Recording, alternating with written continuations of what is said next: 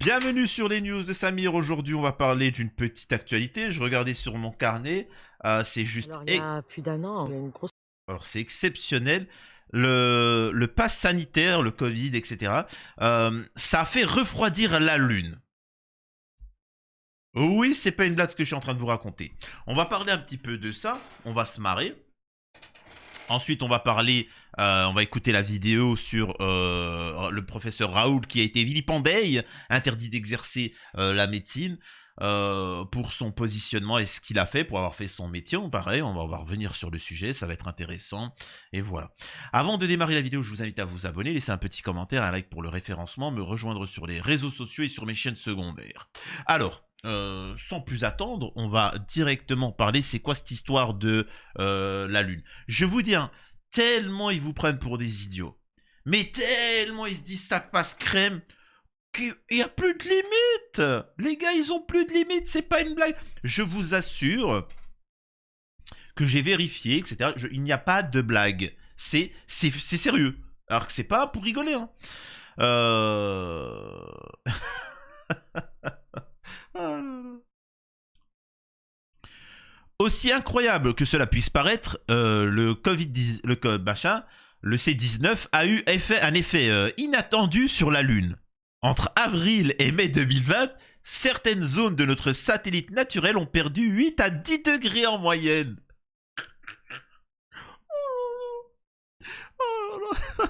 Comme on peut le deviner en voyant les dates, ce sont plus précisément les confinements liés au C-19 qui en sont responsables. C'est en tout cas ce que suggère une étude de la Physical Research Laboratory. J'espère que c'est pas l'argent public là qui paye ça, hein. Parce que là, ça chaud quand même. Publié à mi-septembre. Donc, attention, 8 à 10 degrés pour nous, terriens, cela paraît absolument énorme, mais il faut nuancer. Pendant le jour, la Lune réfléchit la lumière du Soleil et la température à sa surface peut monter jusqu'à quasiment 130 degrés. Pendant la nuit, en revanche, on peut descendre jusqu'à moins 173 degrés Celsius. Ces variations extrêmes s'expliquent par le fait que notre satellite n'a pas d'atmosphère. Aussi, les régions exposées se réchauffent très rapidement et les autres se refroidissent tout aussi vite. Du fait, 8 à 10 degrés à la surface, cela ne change pas non plus tout. Mais cela reste quand même assez significatif pour être notifié et expliqué. La baisse des activités humaines pendant le C-19 en cause. En fait, pendant le C-19, les émissions anthropiques ont considérablement diminué, écrit le professeur Durga Prasad, auteur de l'étude. Excusez-moi, je suis en train de m'imaginer, tu vois, soit le mec il a perdu à Paris, soit ils se sont dit, tu sais quoi, viens on teste, on voit s'ils sont teubés. Tu vois, il n'y a plus de limite les mecs, il n'y a plus de limite. Une évolution des gaz à serre due à l'activité humaine qui a eu pour effet de réduire la profondeur optique des aérosols de 32%. Et là, en fait, généralement, on essaye de te complexifier avec certains termes, c'est que généralement, on veut te la mettre, hein. Quand quelqu'un utilise un langage pompeux, c'est qu'il essaie de te de la mettre. Sans rentrer dans les détails, on peut affirmer que ces données influent grandement sur ce que l'on nomme le rayonnement terrestre. Et le rayonnement terrestre, c'est la seule source de chaleur pour la Lune lorsqu'elle n'est pas éclairée directement par le Soleil. Ainsi, l'activité de l'homme ayant baissé pendant le C-19, le rayonnement terrestre a suivi, ce qui a influé sur la température de la Lune, du moins de 6 zones précises étudiées par les chercheurs. Là. Pourquoi est-ce que c'est si intéressant? L'étude est très sérieuse, mais demande encore une confirmation formelle. Si toutes les données viennent à être consolidées, ces découvertes pourraient être des plus intéressantes pour l'être humain. En fait, en observant les températures de surface sur la Lune, on pourrait suivre les variations de rayonnement terrestre terrien, ce qui offrirait une nouvelle méthode pour étudier et mieux comprendre les changements climatiques. Excusez-moi, ça me fait rire. Donc on va mettre un putain de thermomètre sur la Lune pour voir combien il fait, pour après faire des calculs pour essayer de potentiellement savoir quelle température il fait sur Terre. Mais mec, j'ouvre la fenêtre et je sais, tu vois. Non mais attendez. Et puis il y a des thermomètres, on peut le mettre foutre ici dehors et puis on saura quelle température il fait. Mais ils sont complètement déglingués ces gens-là. Enfin, excusez-moi de vous dire ça, mais oh là là, c'est juste phénoménal. Comme le dit l'auteur, des observatoires basés sur la Lune peuvent devenir des outils potentiels pour observer les changements environnementaux de la Terre et doivent être explorés en profondeur. Ah là grosse tempête de grêle qui a ravagé là. Montois. Et donc, Alain Massif, Ah, ils étaient non, la Massif, on se calme la pub. Alors, excusez-moi, il me faut un petit temps de pause. Bref, maintenant on va parler sur le professeur Raoult. Sanction alourdie en appel pour Didier Raoult, interdit d'exercer la médecine pendant 2 ans. En première instance, le chantre de l'hydroxychlorobidule avait reçu un simple blâme pour avoir vanté ce traitement, sans données scientifiques établies. La nouvelle décision que nous dévoilons est beaucoup plus sévère. Je peux continuer à faire mon métier, ainsi réagissait Didier Raoult auprès du Parisien en décembre 2021, après le simple blâme infligé par la chambre disciplinaire de l'ordre des médecins. Le microbiologiste controversé ne pourra pas en dire autant cette fois. Il a en effet interdit d'exercer la médecine pendant 2 ans à partir du 1er février prochain, d'après la décision prise en appel par la chambre disciplinaire nationale que nous révélons ce jeudi. Le blâme infligé en première instance était une sanction trop indulgente au regard des manquements retenus, estimait le docteur Gilles Meunier, représentant de l'ordre des médecins lors de l'audience d'appel qui s'est tenue en juin dernier à Paris. Didier Raoult était lui-même physiquement présent ce jour-là avec son avocat, maître Fabrice Divisio. Mais que reproche-t-on précisément à l'ancien patron de l'IHU de Marseille, d'avoir enfreint de nombreux articles du Code de santé publique et tout d'abord d'avoir fait la promotion de la chloro comme traitement contre le C19, alors que même la communauté scientifique ne le recommandait pas, faute de données solides. Des essais cliniques sauvages. Ainsi, Didier Raoult ne s'est pas fondé dans ses prises de position publiques sur des données confirmées, mais n'a pas fait preuve de prudence et a promis un traitement insuffisamment éprouvé. Lit-on dans la décision. Alors, j'ai pas envie, moi j'aime pas revenir sur des trucs anciens parce que c'est... on peut dire ça la même chose de l'injection. Hein. Est-ce qu'on avait totalement le recul ? Donc tu peux pas, alors que la chloro, oui, c'est un médicament très ancien. Le truc, il a plus de 60 piges. Donc, enfin bref. Si c'est cet argument-là, tu peux utiliser la même chose avec les nouveaux traitements qui ont été pas testés et pas éprouvés. Et bon, bref, voilà, je suis pas... En revanche, il n'a pas fait courir de risques injustifiés aux patients à qui il a prescrit ce produit-là, car il a sciemment écarté du traitement ceux qui présentaient les facteurs de risque les plus élevés, estime le président de la Chambre disciplinaire nationale. Reste que le praticien est pointé du doigt pour ne pas avoir sollicité le feu vert des autorités sanitaires pour mener une telle étude clinique. Alors, je pense pas qu'il a mené une étude, il en a fait une étude, mais il a surtout soigné les gens. En fait, il voulait soigner les gens. Tu vois, c'est la moindre des choses. Bref, sur environ 30 000 patients. En effet, un médecin ne peut participer à des recherches biomédicales sur les personnes que dans des conditions prévues par la loi. Didier Raoult, omni des instances médicales et scientifiques, mais adulé par une partie des Français sceptiques vis-à-vis de la gestion de la crise sanitaire, est également sanctionné pour non-confraternité. Il a tenu des propos dépassant le cadre de la liberté d'expression, comme lorsqu'il a accusé un autre praticien d'avoir fait des essais dans lesquels des enfants seraient bip. Une décision symbolique, en mettant en cause l'injection généralisée et les confinements, il a aussi nui par des propos dénués de pondération aux mesures prises par les autorités sanitaires aux fins de protection de la santé publique, peut-on encore lire. Désormais retraité, Didier Raoult n'a plus aucune fonction hospitalière ni universitaire à l'IHU. Donc en fait, vous êtes en train de me dire que c'est symbolique, hein, parce qu'en fait, il ne travaille plus. Et en fait, vous l'avez condamné à ne plus travailler pendant 2 ans alors qu'il ne travaille déjà plus. Je vous dis, hein, ça c'est politique, c'est-à-dire que c'était un moyen de dire on a raison, on l'a défoncé, et ils se disent que Raoult ne va pas faire appel parce que de toute façon il a la retraite, il va dire je m'en fous, etc. C'est juste ça.